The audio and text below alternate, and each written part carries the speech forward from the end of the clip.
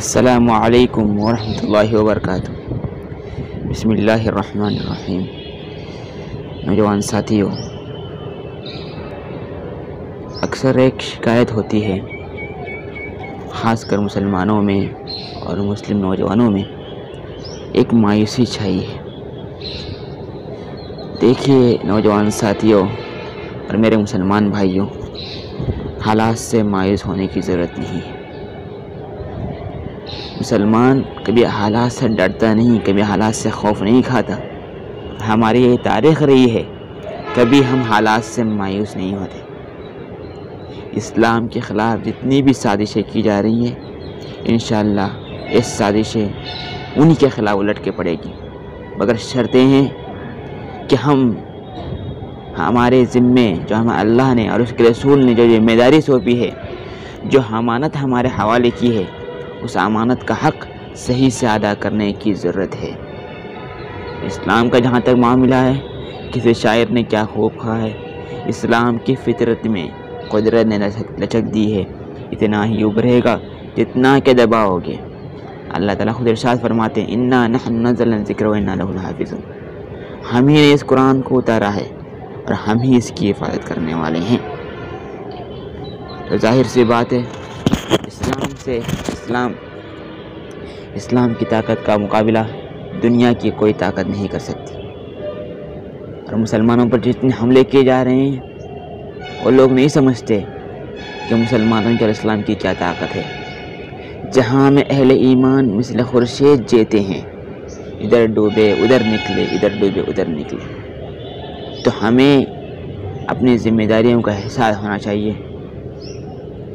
اس وطن عزیز میں ہمارے کیا حقوق ہیں، ہمارے برادران وطن پر ہمارے کیا حقوق ہیں، کیا ہم ان کے سامنے صحیح سے ادا کر رہے ہیں؟ ہم کو قرآن کی آدھی آیت کا ایک حصہ یاد رہتا ہے، انتم العلون کا یہ حصہ تو یاد رہتا ہے کہ تم ہی سربلند رہو گے، ان کنتم مؤمنین، کیا ہمیں یہ حصہ یاد ہے کہ ہم مسلمان ہیں، کہ حقیقت میں ہم مسلمان ہیں؟ اگر ہم مسلمان ہیں بھی تو ہمارے ایمان کا، اسلام کا کیا صحیح حق ہم ادا کر رہے ہیں؟ اس چیز ہمیں سمجھنے کی ضرورت ہے، اور ہمیں ہمارے سے غلطی ہی پر ہوتی ہے کہ ہم سمجھنے کے لیے تیار نہیں ہیں۔ اور جس دن سے ہم اس چیز کو سمجھنے شروع کریں گے تو ہمارے تمام مسائل حل ہوں گے۔ دنیا کی کوئی طاقتیں ہمارے بال بھی نہیں کر سکتے، مگر اسلام کا مسلمانوں کی صفت یہی ہے کہ جیسے کہ میں نے ایک شعر میں کہا، جہاں میں اہل ایمان مثل خورشید جیتے ہیں۔ ظاہر سی بات ہے کہ ہمیں اپنے حقوق کو ادا کرنا ہے، ہمیں مضبوط رہنا ہے، ہمیں مستقیم رہنا ہے، استقامت سے رہنا ہے، ایمان پر جمے رہنا ہے، حالات سے مایوس ہونا نہیں ہے۔ اور ہم سے ہر ایک کے بارے میں سوال کیا جائے گا۔